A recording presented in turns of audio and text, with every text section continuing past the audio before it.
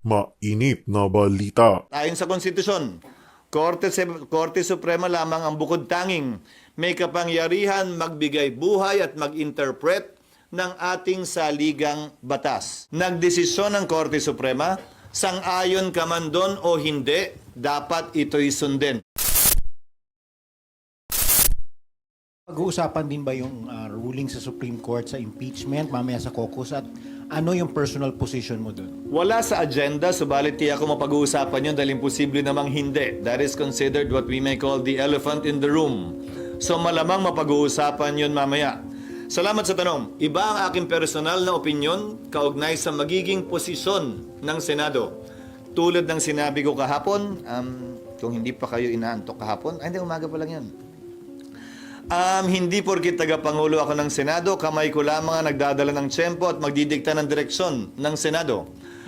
We are a collective body and we will be deciding upon these matters collectively also through after deliberation and via a vote.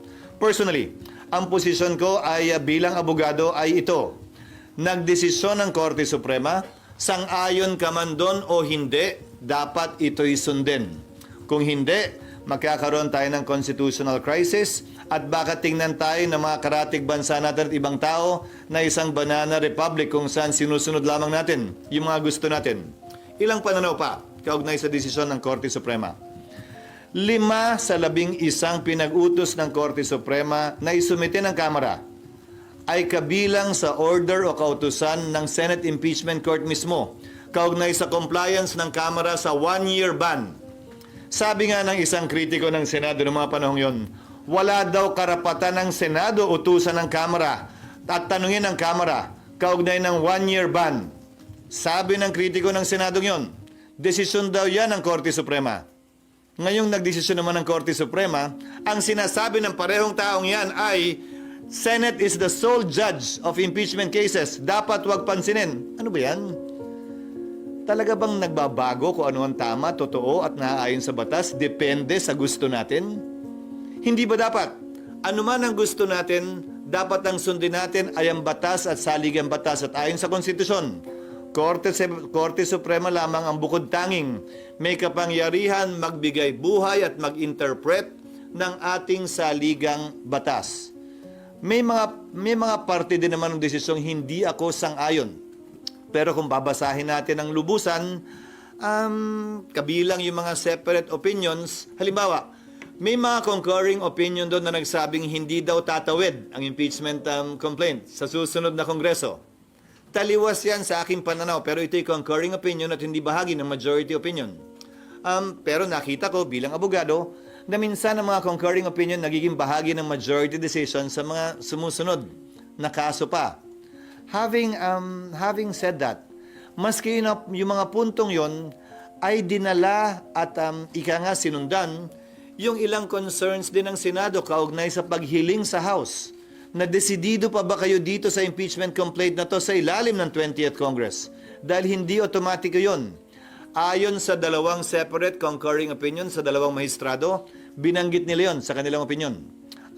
Ulitin ko, ito'y pagpapasyahan namin pero wala ako nakikitang rason at dahilan personally para hindi namin sundan at sundin ito. Maliwanag ang desisyon ng Korte Suprema. The impeachment complaint is null and void ab initio. Ab initio meaning from the beginning. Nakasaad din sa desisyon ng Korte Suprema, hindi nagkaroon mula't mula ng jurisdiction ang Senado doon sa impeachment complaints dahil sa paglabag sa Bill of Rights, particular due process of law. Pangatlo, sinabi din ng Korte Suprema, immediately executory ang desisyong ito. Ngayon narinig ko pinag-uusapan ng ilang mga bagay, kaugnay ng reconsideration, kaugnay ng pag-file ng pag-apply ng ilang mga prinsipyo sa batas, kabilang ng Doctrine of Operative Fact, pero hindi natin maialis na alam ng Supreme Court ang lahat ng ito. Ang Doctrine of Operative Fact, Korte Suprema mismo ang nagbaba niyan bilang exception sa null and void ab initio ruling nila sa mga nagdaang kaso. So kung nais nilang gamitin yan, edi ginamit na sana nila dito.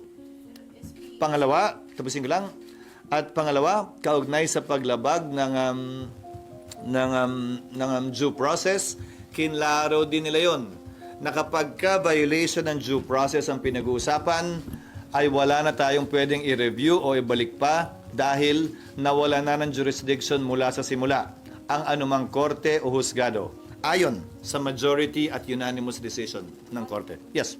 Pag-uusapan niyo yan nang naka-convene kayo as impeachment court o pwede po sa plenary, ma'am? Personal ko ding opinion ito, pero ang masusunod dito ay ang mayoriya. Nakalagay kasi sa sa desisyon ng Korte Suprema, walang jurisdiction ang impeachment court. Walang jurisdiction ng Senado. Nadinggin pa ang mga articles of impeachment. Naalala nyo, bago kami nag-convene, binasa yung articles of impeachment, at least in dulo man lang, bago kami nagka-jurisdiction. Ang sinasabi ng Korte Suprema sa desisyon nila ngayon ay unconstitutional yung articles of impeachment. Kaya walang jurisdiction yung Senado. At pag sumumpa yung mga bagong halal na senador, they will swear to do impartial justice during trial. Wala na nga jurisdiction eh. Sa tingin ko, mas safe na Senado ang magpapasya kaugnay nito, imbis na impeachment court, dahil baka matingnan pa na paglabag ang pag-convene ng impeachment court matapos ang naging desisyon ng Korte Suprema. Ngayon, wala bang presidente o meron? Meron. Noong nagpasya ang Senado na i-dismiss yung impeachment laban kay dating Pangulong Estrada dahil sa EDSA 2, dineklara ng Senado, not as an impeachment court, as a Senate, dineklara ng Senadong functus officio na yung kaso. Yung impeachment court, at dinismiss yung kaso. So, nung nagdaan, nagawa na rin yan ng Senado. Inaksyon na ng isang impeachment complaint bilang Senado at hindi bilang impeachment court. So regular session possible later? SP, scenario lang. Depende sa mapag-uusapan mamaya. Total naman, itong mga unang araw na ito, wala pa naman kaming panukalang batas na pwedeng talakayin dahil kailangan ma-first reading muna lahat ng mga panukalang batas na final. Dahil nga bagong kongreso ito, kailangan i-refile lahat ng mga bill na hindi napasa noong nagdaang kongreso. Just to be clear, isa na lang. Personal nyo, SP, is hindi na kailangan mag-convene after the decision of SC. Yes, and if the Senate will act on it, the Senate should act on it as a Senate in plenary. Pero sabi nyo, SP, nung previously, pwede namang hindi sundin ng Senado yung kautosan ng Supreme Court. Ang sinabi ko noong nakaraan, pinagpapasahan pa rin. Pagpapasahan din namin mamaya yan dahil iba-iba opinion ng senador. Hindi ko sinabing hindi pwedeng sundin. Ang sinabi ko, pagbobotohan lahat. Dahil noong mga nagdaang panahon, di ba nga, sinabi ko sa iyo, pinagbotohan ng Senado kung susundin ba o hindi yung TRO kaugnay sa foreign currency deposits ni dating Chief Justice Corona. Sa botong 1310, nagpasya ang Senadong sundin ito. Ganon din marahil ang makikita natin kaugnay nito. May magmomosyon, halimbawa lamang, na aksyonan na o anong gagawin o magtatanong anong gagawin ng Senado kaugnay ng Supreme Court decision, may sasagot at magsasabi at manghihiling ng motion. Pag walang nag-object, edi yun na yun. Pag may nag-object, edi pagbobotohan. Pero yung botohan nun, sir, kay CJ Corona as an impeachment court, hindi as legislative body. Yes, pero yung botohan din naman kay dating Pangulong Estrada as a legislative body, as a Senate. Dahil yon nagbotohan sila sa impeachment court dahil yung issue na bring up during trial na. Hindi naman tiniro yung buong proceedings. Ang tiniro yung pagbubukas, yung pag-issue ng subpoena dun sa foreign currency deposits as part of the trial. Sir, some are saying na kung inaksyonan niya noong February, sana tapos na yung impeachment, hindi na pag-impeachment. Babalik na rin ko, kung inaksyon na namin at anong itsura namin ngayon na bawal pala lahat ng ginawa namin. Paano kung nag-convict ang Senado? Bawal naman pala lahat dahil nilabag naman pala yung Bill of Rights at right to due process ng nasasakdal. So babalik na rin ko, Sally. Baka naman kaya minamadali ito noong mga panahon yun ng iba ay dahil alam nilang may problema o maaaring magka-problema, rason para madali ng kamay namin. We exercised an abundance of care when it came to that, not wanting to violate any constitutional provision and juxtapose that to what the House did after the Supreme Court decision. Without an abundance of care, they hurried things, and the result is what you have seen now. given the Supreme Court decision. Pero Sa tingin ko, hindi pwedeng pulaan yung pagiging maingat ng Senado. Lalo na sa nakita niyong desisyon ng Korte Suprema kung saan yung pagmamadali ang pinulaan ng Korte Suprema at sinabi ang mali at nilabag ang karapatan sa due process ng nasasakdal. Pero na-decline daw yung public na nalaman. Ano ba talaga yung past? Hindi lamang impeachment ang mode of accountability para sa mga opisyal. Investigasyon ng Senado, investigasyon ng Kongreso, kaso sa Ombudsman, lahat ito ay mga avenue para mag-exact na accountability para sa mga opisyal. Dahil, tandaan nyo sa ilalim ng saligang batas, Pangulo lamang ang immune from suit. Hindi immune from suit ang ikalawang Pangulo o iba pang impeachable officers. So hindi nila maaaring sabihin walang ibang avenue. SB, balik lang ako sa SONA kahapon ni Presidente, yung sa flood control at saka yung insertions. Kayo, ngayon po ay kayo din ay naakusuhan na nasa likod ng 140, Nino? almost 140. Nino? Yung report po na lumabas sa Nino, politiko. Sino nga yung nag-aakusa? Apo. Yung media? Sa politiko po na merong Sino nga? report. Sino nga? Sir, Sino nga? yung Who mga are media they- reports nga No, po. who are they quoting? It's difficult to answer because you're not quoting anyone. So, Sinong dun sa, sinasagot ko? dun sa official documents po na nakuha from the GAA. Sino nga ang sinasagot ko? Sagutin ko. Sabi nila nung una, 9 billion daw yung sa Sorsogon, 12 billion daw yung sa Bulacan. Sunod sinabi 142 billion. Sunod binura nila yon, ginawang 150 billion. Alin ba talaga ang sasagutin ko ron? Pangalawa, nung una ang sinabi, ako lang. Sunod sinama si Senator Villanueva. Sunod buong Senado na raw yun. Bibigyan ko kayo ng kabuuang sagot. Ang kabuuang panukalang amendment kaugnay sa 2025 budget ay umaabot sa humigit kumulang 600 bilyon. Ang nilipat-lipat, tinanggal, dinagdag. So kung totoo man yung sinasabi nila na 150 billion ang binago ng Senado, nasaan yung 500 bilyon yung pagbabagong yon? Saan ang galing? At bakit nila pinagtutuunan ng pansin yung mas maliit, hindi yung mas malaki? Sunod, nabalita na sa akin yan. Nagagamitin laban sa akin yan kaugnay sa isang demolition job, kaugnay sa napipintong halalan ng Senate President. Pero sinasagot pa rin kita ngayon, bagaman tapos na ang halalang yon.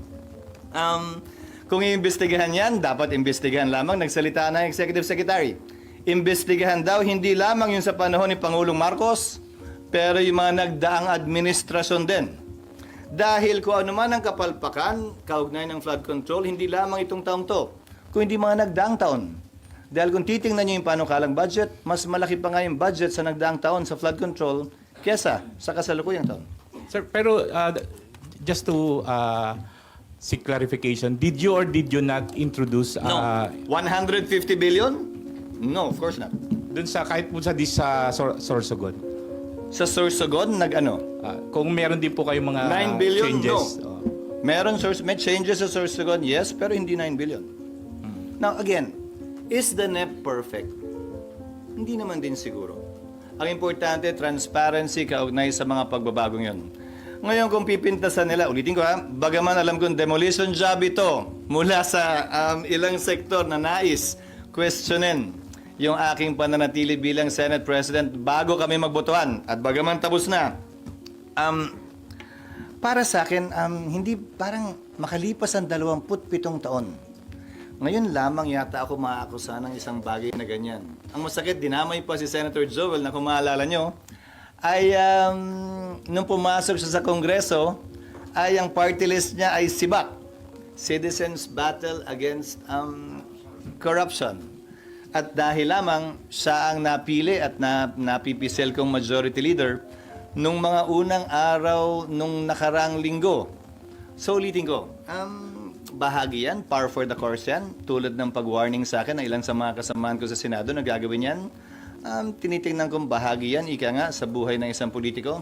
Subalit, sasagutin ko yan na may buong tapang at tulad nga ng unang tanong ni RG kanina, bakit ako ang unang pumalakpak?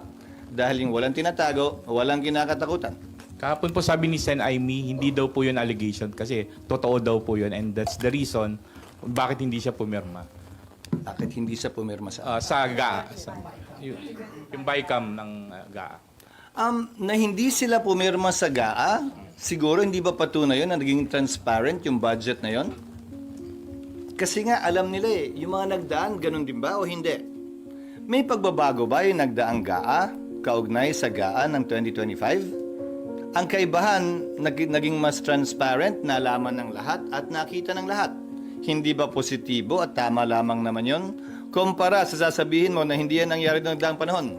Kaya nga pinapaimbestigahan ng Pangulo, hindi lamang ang administrasyon niya, pero ang nagdaang administrasyon din.